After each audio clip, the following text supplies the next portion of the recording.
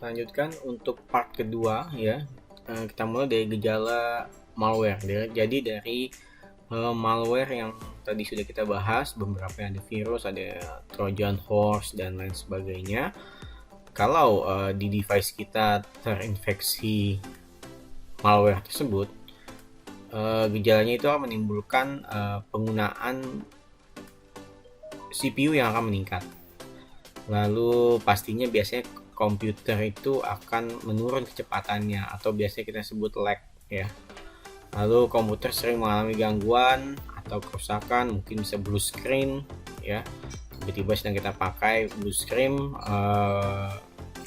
karena mungkin kinerja RAM-nya terlalu berat. Lalu kecepatan kita membuka sebuah website bisa saja menurun. Lalu tidak terjadinya masalah yang tidak dapat dijelaskan pada sambungan jaringan, file bisa berubah ya dari jenis aslinya menjadi mungkin .exe yang tadinya mungkin MP3 atau teks bisa berubah jadi exe. Lalu file bisa saja terhapus. Terdapat file, program atau icon desktop yang tidak kita ketahui itu apa ya. Lalu banyak yang berjalan di dalam text manager kita di dalam sebuah proses, tapi kita tidak mengetahui itu apa, program apa yang sedang berjalan ya. Terus program mati atau terkonfigurasi ulang sendiri, dan email dikirim tanpa diketahui atau persetujuan pemilik atau pengguna. Nah, itu biasa yang terjadi jika device kita atau jaringan kita sudah terinfeksi virus malware yang tadi sudah kita ketahui sama-sama ya. Lalu berikutnya, kalau tadi kita berbicara tentang malware, yaitu eksploitasi yang digunakan, bentuk-bentuknya.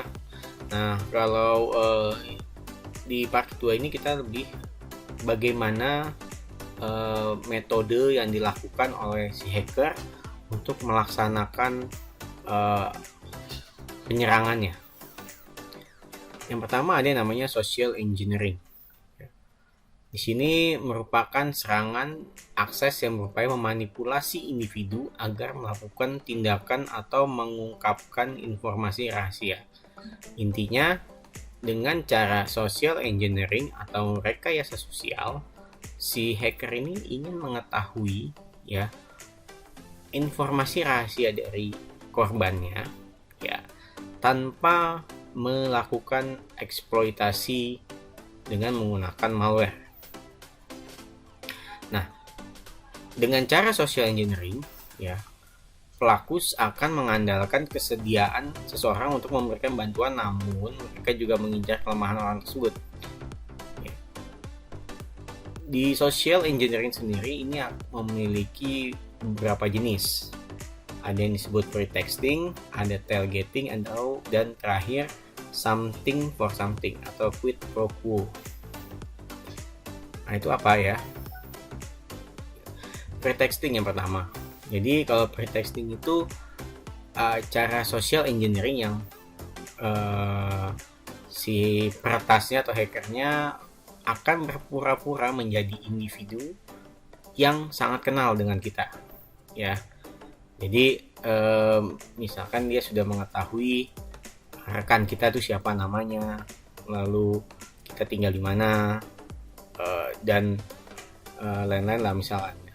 Dia bisa saja menghubungi kita dan mengaku sebagai teman kita, ya, mengaku sebagai teman kita dan berkomunikasi dengan si korban sampai dengan korban merasa ini benar-benar orang yang dia kenal, dan nanti dia akan mengarahkan untuk si korban memberikan informasi yang dia butuhkan.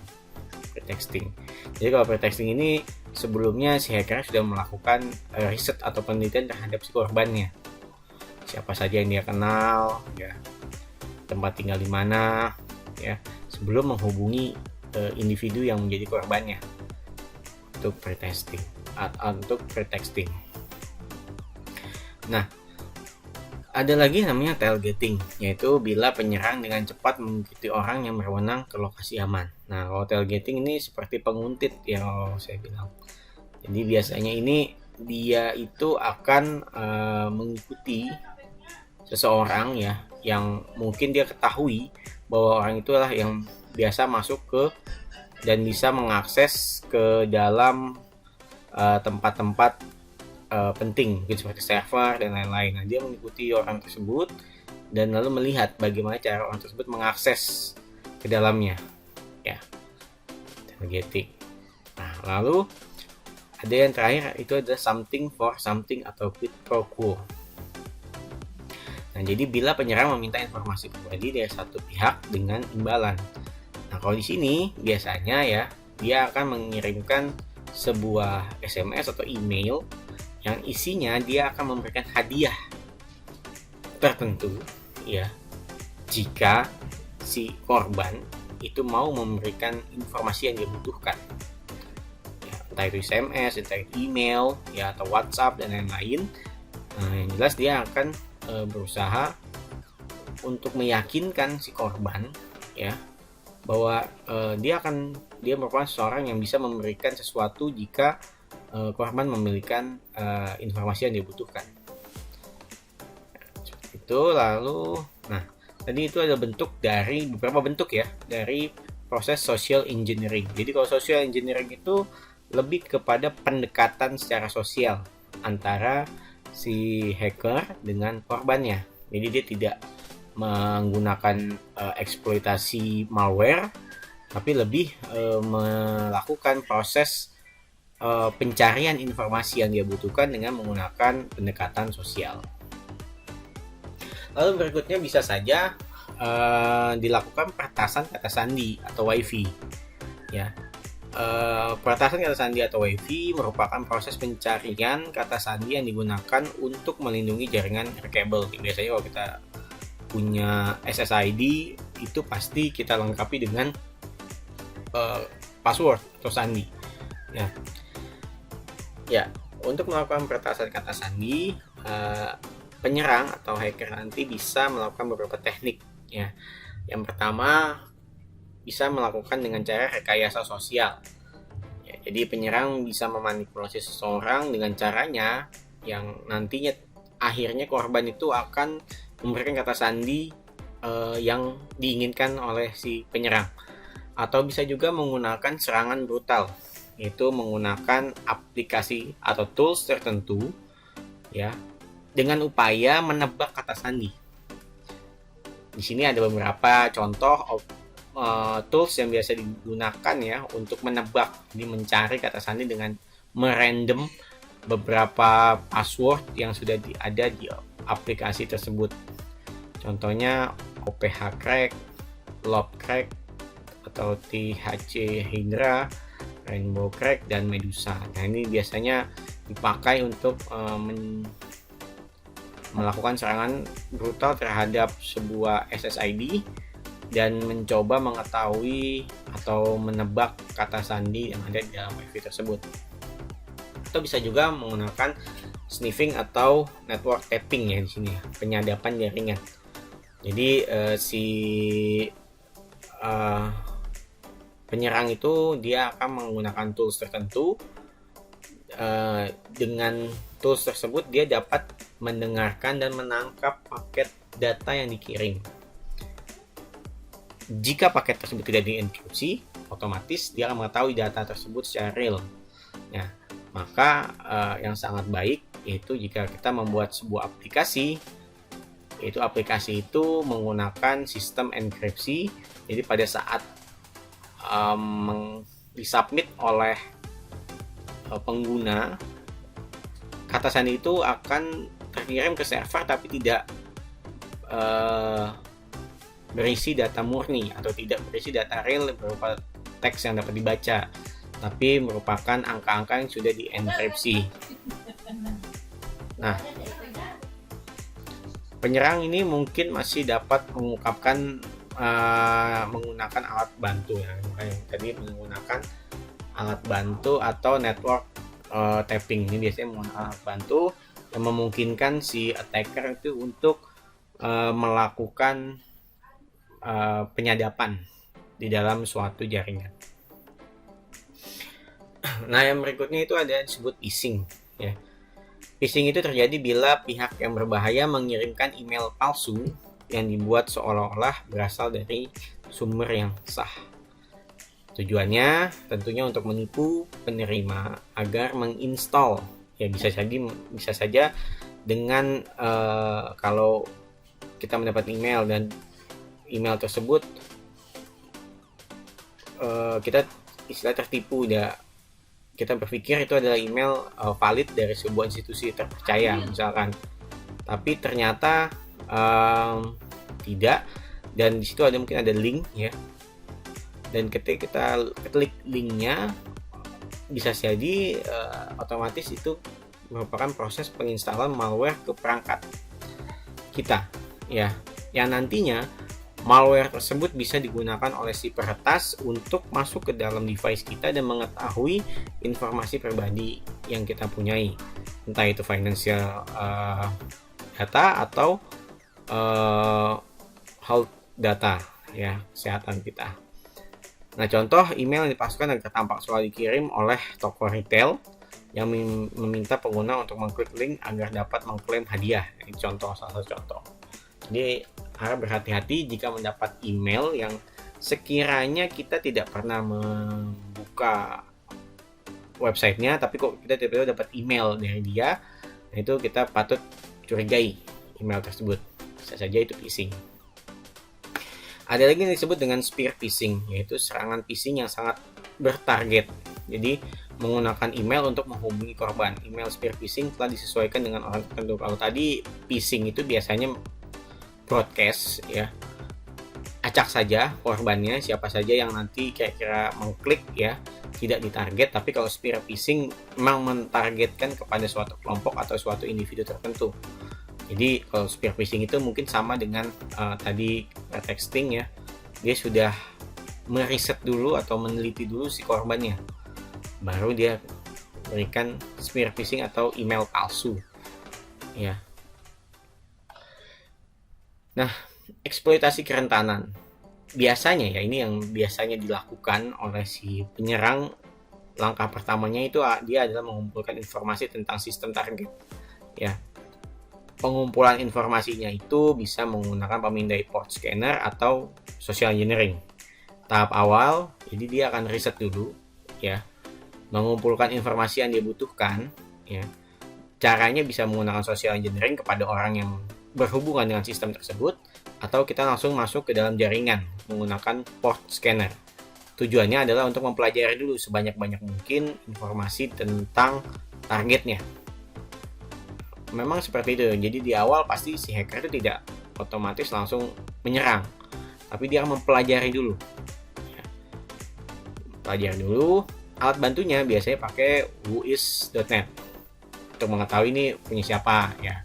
Informasinya apa nih, Whois kan muncul semua ya. Oh, teman-teman buka nih whois.net, nanti misalkan buka nusamandir.ac.id, itu akan muncul informasi global ya, informasi yang memang diberikan kepada umum tentang website tersebut ya.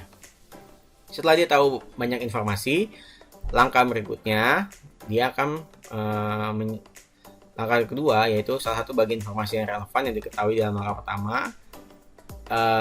Mungkin adalah sistem operasi, misalnya mungkin ada sistem informasi, versinya dan daftar layanan yang dijalankannya. Dia misalnya udah mengetahui ya. Alat bantunya biasanya pakai pemindai port atau nmap ya. Bila dia sudah mengetahui apa yang mau diserang ya, jadi setelah mengetahui macam-macam yang ada di langkah 1, nah di langkah 2 dia udah mulai targetnya ya, apa yang mau diserang ya. Setelah itu, bila sistem operasi dan versi target sudah diketahui, penyerang akan mencari kerentanan. Yang langkah 3, dia akan menyerang, mulai melakukan proses penyerangan. Itu langkah ketiga. Jadi setelah mengumpulkan informasi, lalu mengetahui apa saja yang ada di dalam aplikasi tersebut atau target yang akan diserang. Contoh tadi sistem operasi, dia sudah mengetahui sistem operasinya, versinya itu versi berapa sistem operasinya ya yang dipakai. Nah, maka si penyerang akan mencari kerentanan dari sistem operasi yang dipakai oleh si target. Contohnya di situ. patch-nya sudah sampai berapa, si sistem operasi yang dipakai oleh target, dan dia kan penyerang itu kan mulai mencari kerentanan yang diketahui ya, khususnya untuk versi OS tersebut atau layanan OS yang dia mencari dengan skala pengetahuan yang dia miliki, sistem operasi tersebut rentannya di mana dengan versi yang dipakai ya. Makanya itu sangat penting kita selalu mengupdate sistem operasi kita kalau misalnya contohnya di laptop ya, agar tadi kan tujuannya pengupdatean itu adalah untuk menutup atau menambal kelemahan atau kerentanan yang terjadi di sistem operasi tersebut. Nah, jika dia menemukan ya kerentanan tersebut, di langkah keempat si penyerang akan mencari eksploitasinya. Udah ketemu nih lubangnya ya atau celahnya, baru dia akan mulai ya membuat eksploitasi dalam bentuk malware. Ya. Jika sudah penyerang dapat eksekusi malware tersebut dan menyerang ke targetnya. Nah, langkahnya mungkin seperti itu ya. Kalau kita tadi analogikan atau kita jelaskan, kita bahas ini ya, mulai dari awal pengumpulan informasi sampai dengan melakukan proses penyerangan. Nah, lalu berikutnya ada namanya Advanced Persistent Threat, yaitu melakukan penyusupan menggunakan APT ya. APT terdiri atas operasi jangka panjang dan canggih yang dijalankan dalam beberapa fase serta sembunyi-sembunyi terhadap target tertentu. Jadi APT menargetkan organisasi atau negara. Jadi kalau Advanced Persistent Threat itu memang serangan yang sudah terorganisasi dan memang dilakukan untuk target yang lebih besar, yaitu bisnis, politik ataupun negara. Nah, biasanya terkait dengan spionase berbasis jaringan, dan tujuan APT itu adalah supaya dia bisa memasukkan salah satu malware kepada sistem yang dia targetkan dan berharap tidak dapat dideteksi. Ya, dengan adanya malware di sebuah sistem, contohnya di sistem kenegaraan, ya, itu akan sangat berbahaya. Karena apa? Karena bisa saja si spionase ini ya atau si penyerang ini mengetahui setiap langkah yang dijalankan oleh negara tersebut. Nah, ini biasanya sudah kalau Advanced Persistent Threat itu memang sudah dilakukan oleh institusi yang besar ya, yang memang tujuannya memang besar juga ya, tidak main-main sepertinya ya. Nah, jenis serangan lain ya, ada yang terkenal dengan Denial of Service atau DOS ya. Serangan DOS itu adalah atau penolakan layanan ya, dalam kata lainnya adalah jenis serangan jaringan. Serangan DOS menimbulkan beberapa macam gangguan layanan jaringan untuk penggunaan perangkat atau aplikasi. Ada dua jenis serangan DOS, yaitu volume lalu lintas yang terlalu besar ya. Jadi bila jaringan host atau aplikasi menerima pengiriman data dalam jumlah yang sangat besar dengan kecepatan yang tidak dapat ditanganinya. Terus paket dengan format berbahaya atau mengirimkan paket dengan format berbahaya. Jadi bisa saja memberikan request yang sangat banyak ke dalam suatu aliran jaringan server, atau bisa juga mengirimkan paket dengan format yang berbahaya, mengirimkan paket dengan disusupi malware ya. Bila paket yang diformat secara berbahaya dikirim ke host atau aplikasi dan penerima tidak dapat menanganinya, itu ada dua jenis jadi untuk serangan DOS. Nah, ada juga serangan DDoS atau penolakan layanan secara terdistribusi. Mirip dengan serangan DOS, namun berasal dari beberapa sumber yang terkoordinasi. Jadi serangan DDoS dapat berlangsung sebagai berikut nih. Penyerang membangun jaringan host yang terinfeksi dengan malware. Nanti diharapkan jaringan tersebut akan menjadi botnet di sini ya. Host yang sudah terinfeksi disebut zombie. Zombie ini akan dikendalikan oleh sistem pengendali. Komputer zombie yang terus memindai dan menginfeksi lebih banyak host sehingga menciptakan lebih banyak zombie, dan sudah siap dia akan menginstruksikan sistem pengendalinya untuk mengirimkan request ke salah satu server. Kalau saya analogikan dalam bentuk gambar seperti ini. Si attacker ya punya satu buah perangkat. Dia punya controller itu akan menginfeksi sebanyak-banyaknya device yang bisa dia infeksi. Ya, dia menginfeksi dulu, ini yang disebut botnet. Lalu botnet itu akan menjadi zombie, ya, PC zombie ini. Ya. Nah, setelah dia merasa cukup, dia akan melempar ke satu buah target server. Ya, semua ini merequest secara bersamaan. Yang diharapkan apa? Yaitu adalah jaringan atau bandwidth yang masuk ke dalam database ini akan down. Ya. Jika sudah down, otomatis ini tidak akan bisa diakses, dan itu bisa jadi membuka celah untuk hacker untuk masuk ke dalam jaringan, masuk ke dalam web server ini, ya. Lalu, nah itu tadi serangan DDoS seperti itu ya. Jadi langkah yang dilakukan oleh si hacker atau penyerang. Nah, yang berikutnya itu adalah manipulasi SEO atau Search Engine Optimization. Biasanya kalau kita kenal SEO ini adalah untuk perangkat marketing ya biasanya ya. Itu kita mengoptimasi sebuah website yang nantinya diharapkan website tersebut akan ada di top search atau top page sebuah search engine, contohnya Google. Ya, kalau di Google itu, kalau kita sudah mengoptimasi website yang kita punyai, pada saat orang mengetikkan salah satu keyword, ya, otomatis website kita akan ada di top page. Ini contohnya kayak Nusa Mandiri, websitenya dioptimasi, jadi ketika orang ngetik kuliah sarjana, yang diharapkan munculnya ya STIM Nusa Mandiri di paling top page. Nah, itu ilustrasinya kalau SEO itu sendiri ya. Kalau di sini pengertiannya merupakan serangkaian teknik yang digunakan untuk menaikkan peringkat situs web oleh mesin pencari. Nah, bagaimana memanipulasi SEO? Sebenarnya memanipulasi SEO itu adalah dengan cara mengoptimalkan si attacker itu membuat situs web dulu. Situs webnya itu yang sudah disusupi berbagai macam malware, makanya disebut berbahaya. Nah, dia akan mengoptimasikan situs web tersebut agar ada di top page. Ya. Kenapa dia melakukan hal tersebut? Jika misalkan dia membuat situs yang berisi banyak berita misalkan, ya, berita ya. Nah, dia akan mengoptimasikan, jadi kalau orang mau mencari berita tertentu, yang keluar ada page-nya dia di awal, ya. Tapi pada saat diklik, ternyata di dalamnya sudah banyak disusupi malware. Nah, karena kan kita kan kebanyakan para netizen ya, mungkin yang searching di dalam Google itu pasti akan lebih memprioritaskan top page daripada mencari ke page-page berikutnya.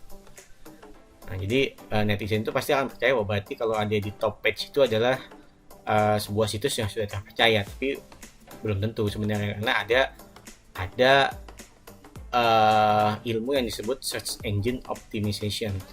Ya, kalau kita tahu ilmunya, kita bisa mengerti menggunakan SEO, kita bisa saja membuat website tertentu dan kita bisa mengoptimasinya agar bisa ada di top page.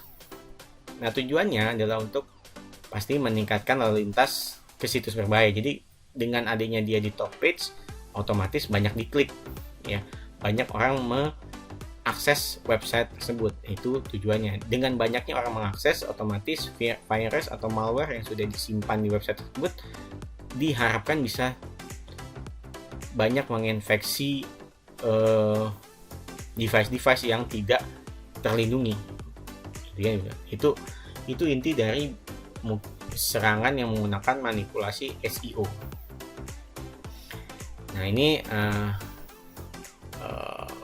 beberapa pertanyaan aja ya. Kalau cukup mudah bahkan dilakukan oleh orang yang tidak pengalaman, nanti teman-teman bisa coba ini checklist ini. Ini kira-kira serangan yang mana gitu ya. Lalu serangan kombinasi, ya. Serangan kombinasi adalah serangan yang menggunakan beberapa teknik untuk mempengaruhi target.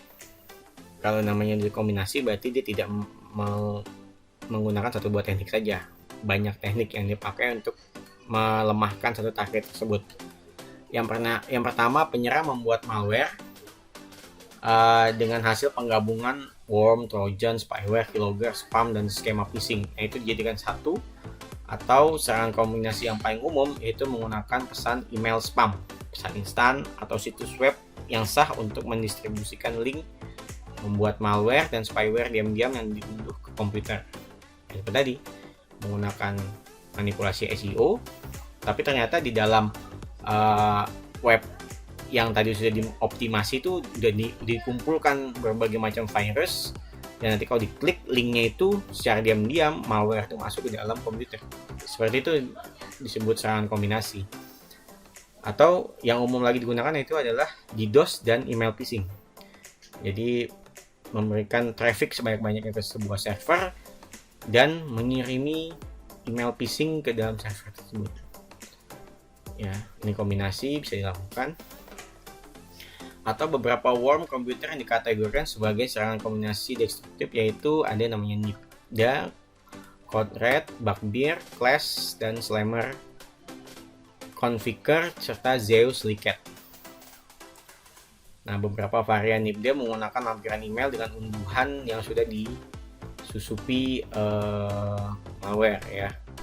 Dan fiturnya itu adalah berbagi file Microsoft sebagai metode propagasinya.